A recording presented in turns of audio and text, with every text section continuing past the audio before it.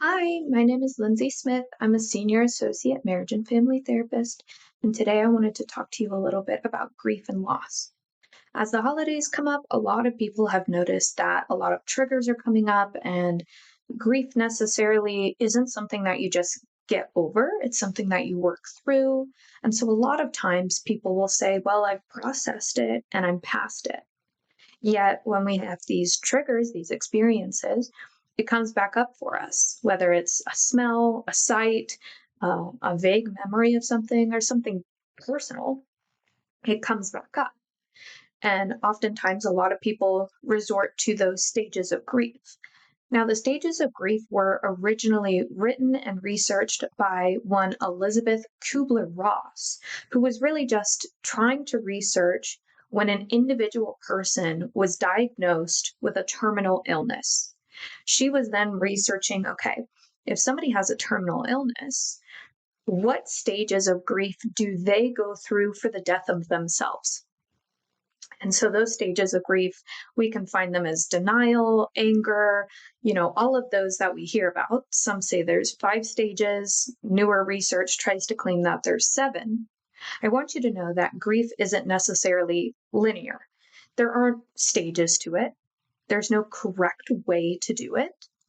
But as you progress through it with these stereotypes, we may think, wow, I'm not grieving properly because somebody told me I need to be in denial, and I'm not.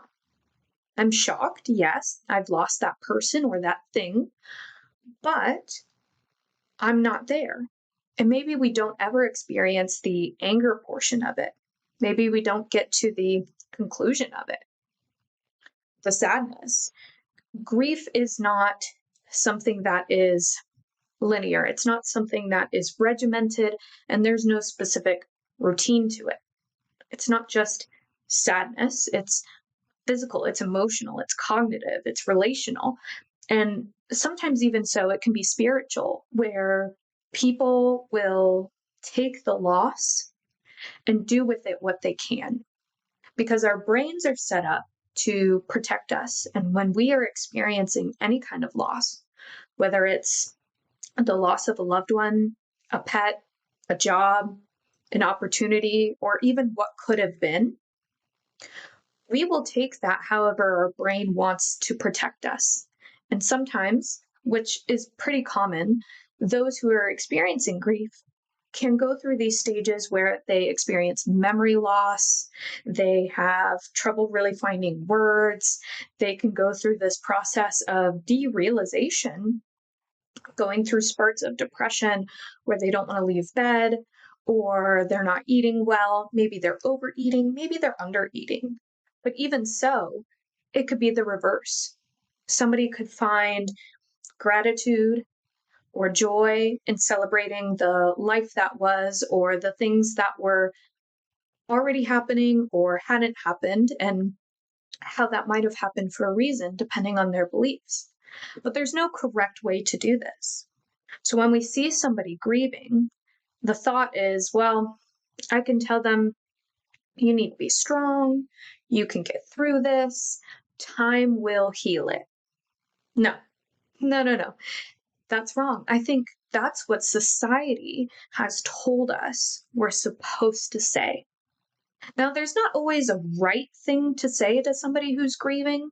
And as somebody who's experienced loss myself and work with several clients that have and are going through the grieving process, those things aren't helpful. When we think about what is helpful, we need to think about, what would I want to hear from someone as well? Something as simple as, I can't understand what you're going through because it's unique to you. And I know that's really difficult. I'm here for you. It's so much more beneficial than saying, well, they lived a good life. They're in a better place now. Those kind of things, they don't make someone feel better. And even so, when somebody's going through the grieving process, it is immensely difficult to place what they need. So when somebody says, yeah, tell me what you need, I'll do it. That individual is going through so many different processes, emotions, thoughts. They don't know what they need. And so sometimes we just need to lend a helping hand and say, hey, I'm going to come by at 6 p.m. I made a lasagna. You can pop it in the oven. We can talk, or I can leave you be. Something like, hey, I'm at the grocery store. Do you want me to pick you up some eggs, milk, toilet paper? And they might say yes, or I don't know. Sometimes just doing those things for another person, even if it's bringing flowers, being a quiet presence, because that person should not be alone. There is power in numbers, and that support system is what's going to really help them get through it. So if you yourself are experiencing grief and loss of any kind, or you know somebody who is, let me know. I'll put my link in the bio so that way everybody can go and see it, and I'll put it in the caption as well as the phone number. But just know that you don't have to do it alone, and this process is not easy, and there's no correct way to do it. You're doing a great job already.